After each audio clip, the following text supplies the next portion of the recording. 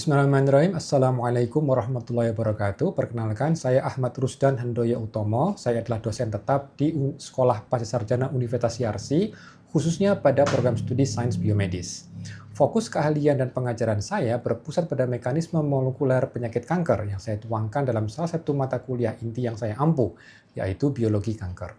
Mata kuliah biologi kanker ini dirancang untuk memberikan pemahaman mendalam mengenai karakteristik sel kanker, patogenesis molekuler yang melibatkan onkogen dan gen penekan tumor, hingga mekanisme metastasis dan prinsip terapi kanker modern. Capaian pembelajaran lulusan atau CPL yang kami targetkan adalah agar mahasiswa mampu menerapkan pemikiran logis dan kritis serta mampu merancang penelitian terkait karsinogenesis. Secara spesifik, CPMK atau capaian pembelajaran mata kuliah ini menuntut mahasiswa mampu mengaitkan relevansi karakteristik biologi sel dengan kondisi klinis pasien kanker. Untuk teknik penilaian, kami menggunakan pendekatan holistik yang terdiri dari ujian tengah semester dengan bobot 40%, ujian akhir semester 40%, dan tugas pembuatan media edukasi 10%. Assessment dilakukan melalui soal esai singkat dan multiple choice atau pertanyaan pilihan ganda berbasis skenario untuk menguji kedalaman analisis mahasiswa. Pada kesempatan ini, saya akan menampilkan cuplikan rekaman pembelajaran pada pertemuan ke-12 mengenai diagnosis kanker. Dalam topik ini, saya mengajak mahasiswa untuk berinteraksi dalam mendalami konsep krusial dalam membedakan jaringan normal versus kanker secara molekuler dan histopatologi. Saya juga menggunakan teknik live polling seperti Mentimeter untuk bisa mengukur pengetahuan mahasiswa mengenai topik kuliah saat berinteraksi. Pilihan keliru yang mahasiswa buat dalam Mentimeter tersebut akan saya jelaskan kekeliruannya sehingga mahasiswa memahami mengapa pilihan tersebut kurang tepat. Dalam mata kuliah ini, kita juga akan membedah aspek klinis yang sering menjadi perdebatan, yaitu risiko kekambuhan kanker akibat tindakan biopsi, serta pentingnya periode antara biopsi hingga operasi. Selain itu, saya menekankan penggunaan teknologi imunohistokimia dan validasinya untuk memastikan akurasi diagnosa sebelum terapi dilakukan, sebagaimana yang akan Bapak Ibu saksikan cuplikan rekaman video kuliah berikut. Bismillahirrahmanirrahim. Assalamualaikum warahmatullahi wabarakatuh. Kabar semuanya? Ya. Alhamdulillah, jadi hari ini kita mau bahas mata kuliah kita di biologi kanker, khususnya mengenai kita mengetahui terkait dengan diagnosis, ya, dengan diagnosis. Apa itu diagnosis? Jadi kalau konsep diagnosis itu dari kata apa sih? Dari kata dia, ya, di antara, dan know itu to know, untuk mengetahui. Jadi membedakan apa? Di antara apa? Di antara disebut dengan normal sama yang tidak normal. Nah, itu konsep dari diagnosis. Lanjut. Nah, jadi pertanyaannya berikutnya adalah bagaimana nih kita bisa mengetahui perbedaan normal sama tidak normal, gitu ya. Nah, lanjut. Jadi kalau misalnya di prakteknya seorang wanita ada benjolan, nah dia kan kadang-kadang kan khawatir, ini apa ini gitu. Mau tidak mau harusnya itu diambil core biopsi. Nah, berarti ditusuk. Cuma pertanyaannya adalah, lanjut. Ketika misalnya dilihat ini kan bisa kelihatan nih, ini sel normal, ini sel kanker.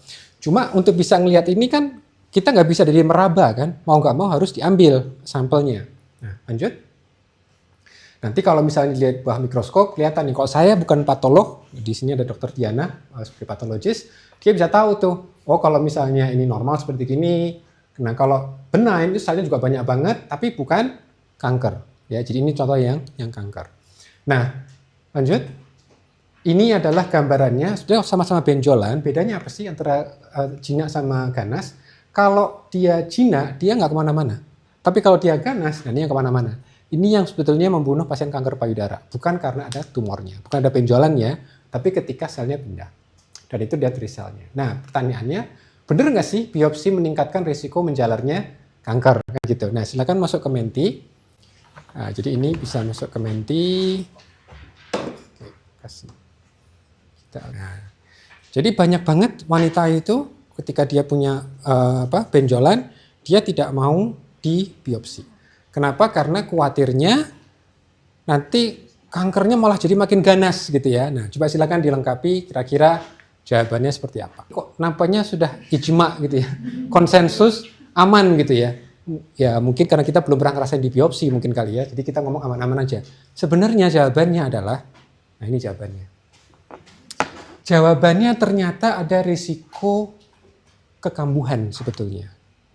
Ada kekambuhan. Jadi yang terjadi adalah ketika ini ditusuk, itu nanti akan menimbulkan reaksi inflamasi. Dan itu akan merekrut banyak sel, ya seperti makrofag, dan dia membuat sel kanker ini justru menemukan jalan baru. Ini kan ditusuk gitu kan.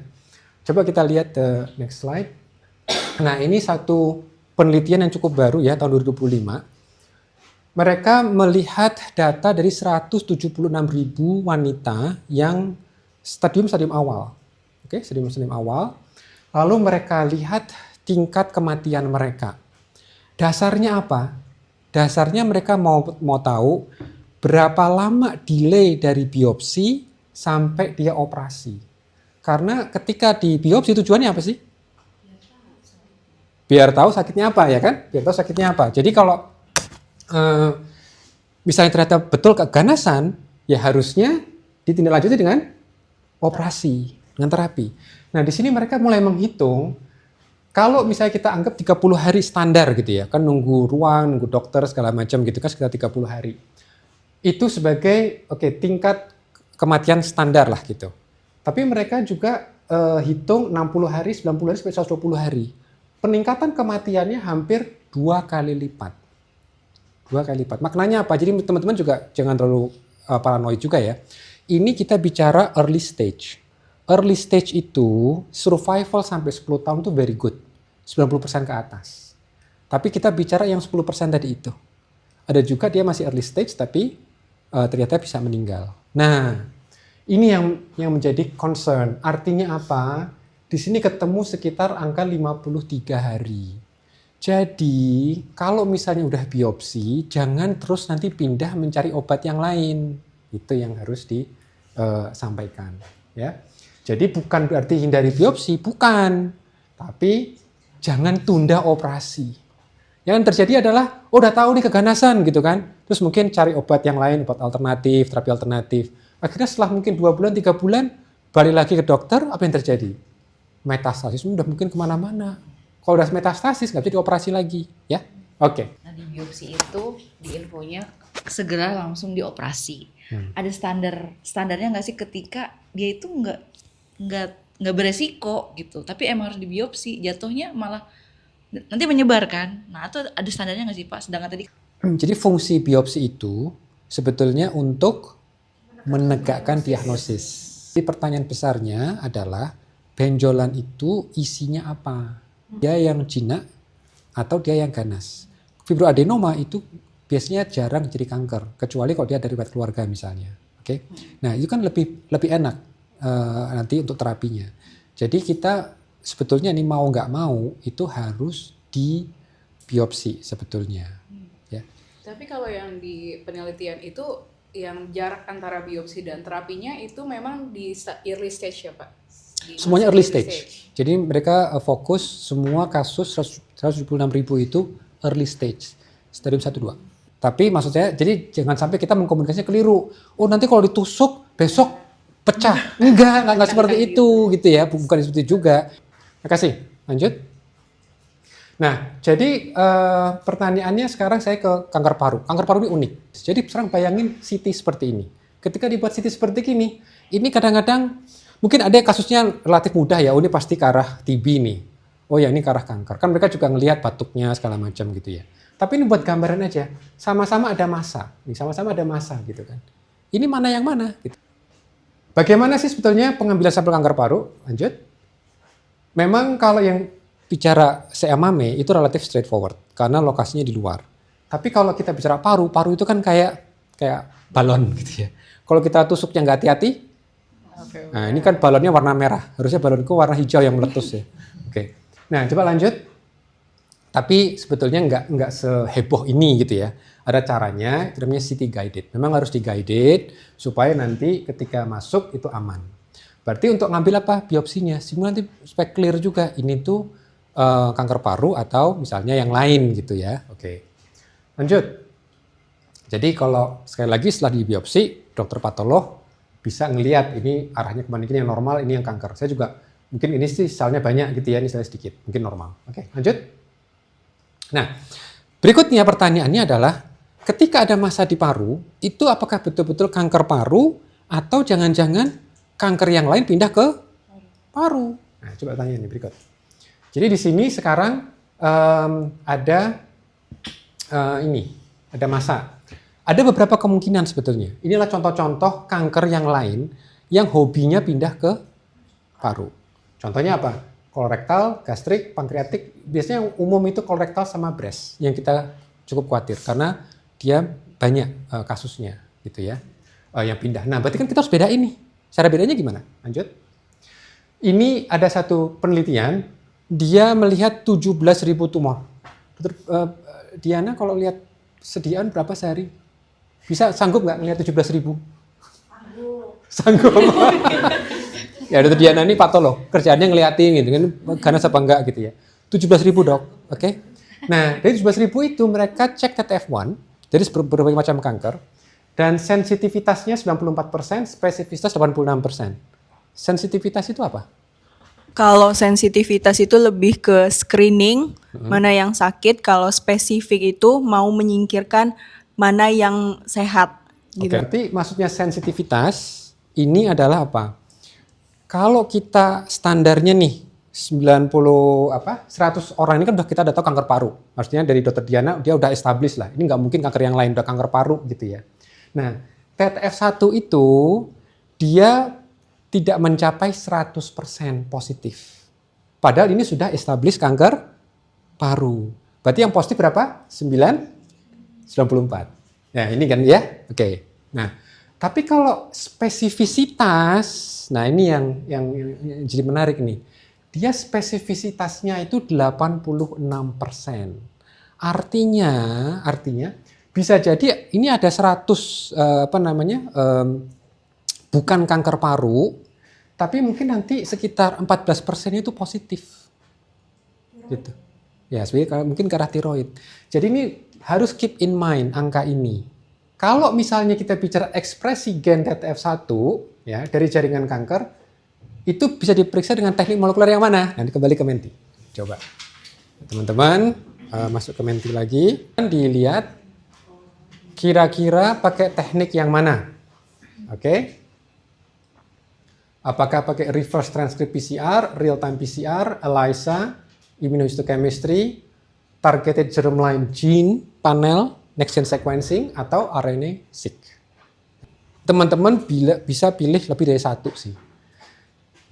Kalau ekspresi gen itu berarti di level DNA, RNA, atau protein. Ekspresi gen berarti di level RNA atau protein. Oke, nah kalau misalnya kita lihat ini ada yang milih panel DNA. Berarti kalau germline DNA itu tidak bisa dipakai untuk melihat ekspresi, gitu ya. Kalau ekspresi kita harus melihat yang mana ini nilainya oke, ya, kecuali ini, ya. Karena pertanyaannya adalah ekspresi gen. Cuma satu hal yang mungkin tantangan. Memang betul mayoritas kalau kita bicara dalam konteks dari hasil biopsi kita mau ngelihat menegakkan diagnosis tadi ya. Ini kankernya dari mana nih? Dari paru apa dari yang lain gitu ya. Nah, nanti kita harus ngelihatnya biasanya immunohistochemistry karena itu lebih murah. Kalau ELISA itu secara prinsip memang bisa mendeteksi protein, ya kan? Cuma masalahnya apa? ELISA itu untuk mendeteksi sesuatu yang cair. Dari plasma gitu kan, ya. Nah, itu baru bisa. Oke, baik. TTF1 atau nama lainnya NKX2, dia bisa dilihat dari RNA-nya. Oke, RNA-nya tinggi, mohon maaf ini nggak gitu kelihatan, tapi di lung dan juga tiroid. Lanjut. Walaupun tadi tingkat sensitivitasnya sangat tinggi, 94%, tapi ternyata spesifisitasnya juga relatif tinggi juga, tapi nggak setinggi yang sensitivitasnya. Oke, berarti masih bisa dia dimungkinkan seperti di sini, ditemukan pada adenokarsinoma kolon.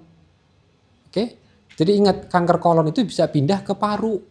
Oke, nggak banyak sih, dia kontribusi sekitar 2%.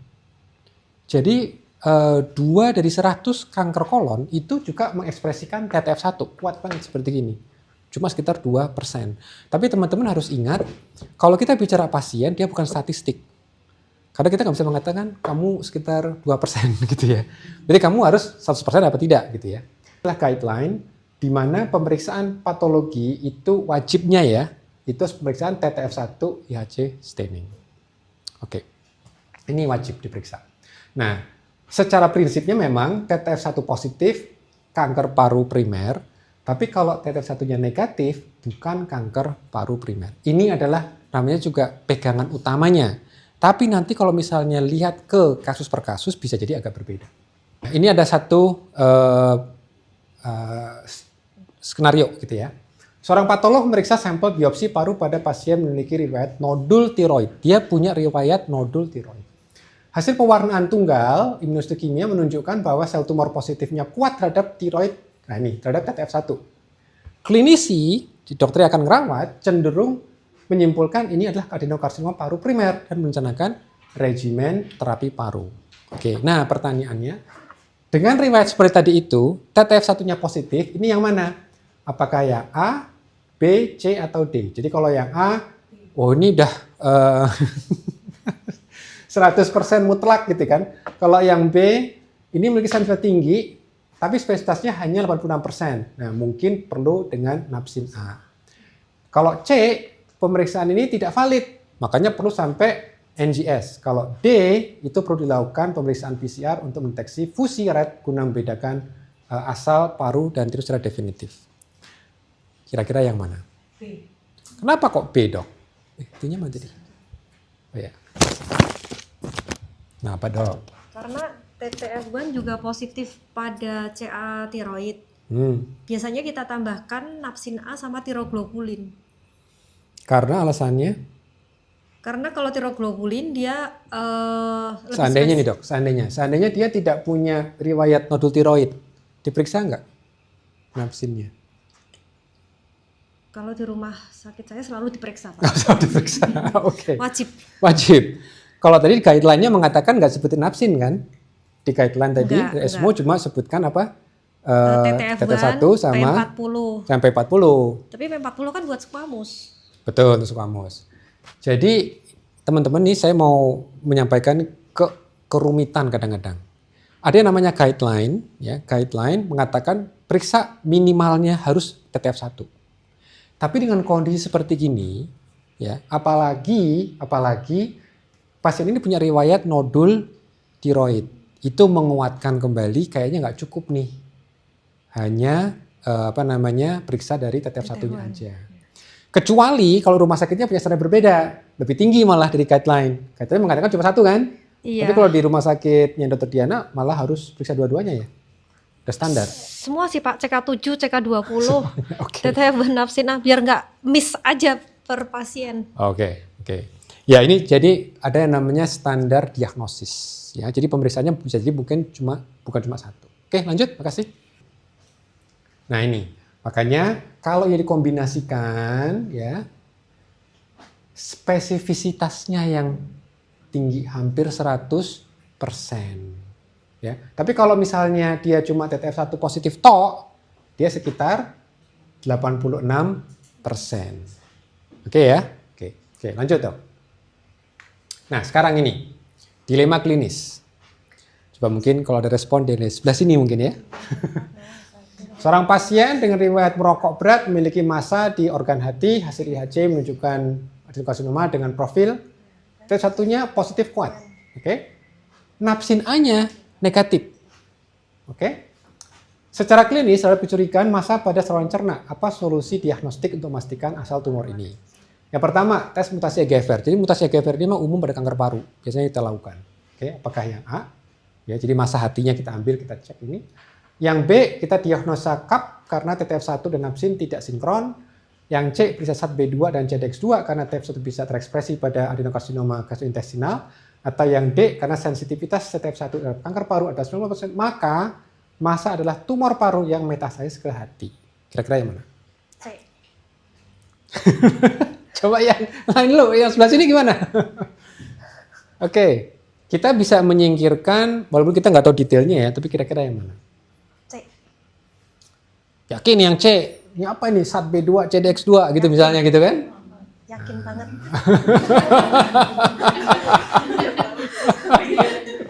Ya ini kelas kalau ada patologi seperti ini. Gitu. Oke, jadi yang mana? C. C. Oke, coba kita lihat. Yang namanya SAT-B2 itu memang terekspresikan di kanker kolorektal.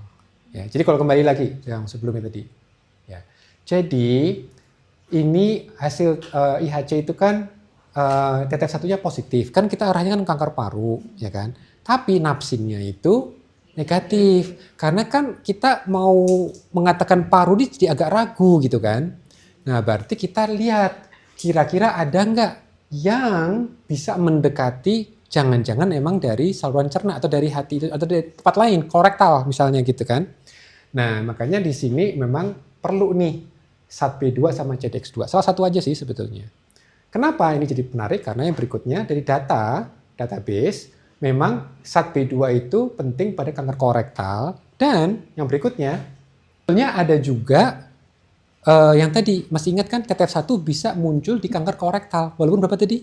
Cuma sekitar 2%. Ya.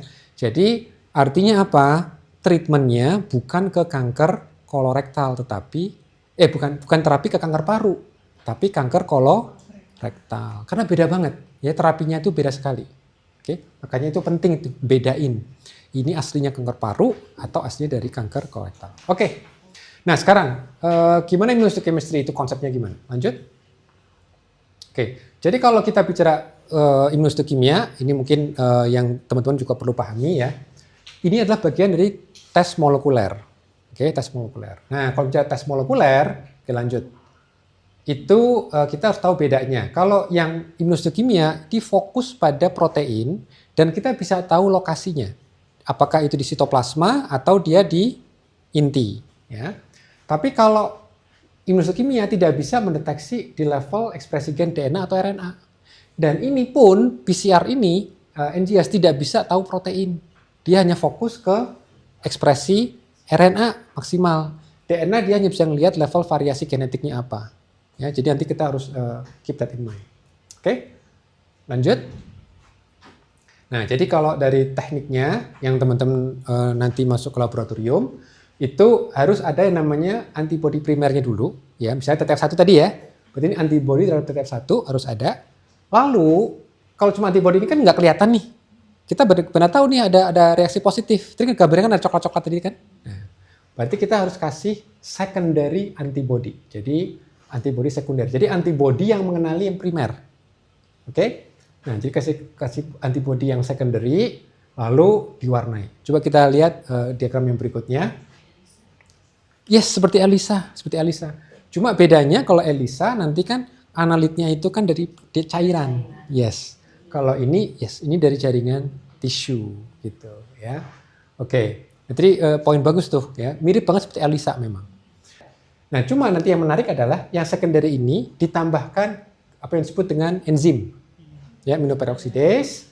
Supaya apa? Supaya nanti kalau kita kasih substrat, dia bisa mengeluarkan produk coklat. Gitu. Oke.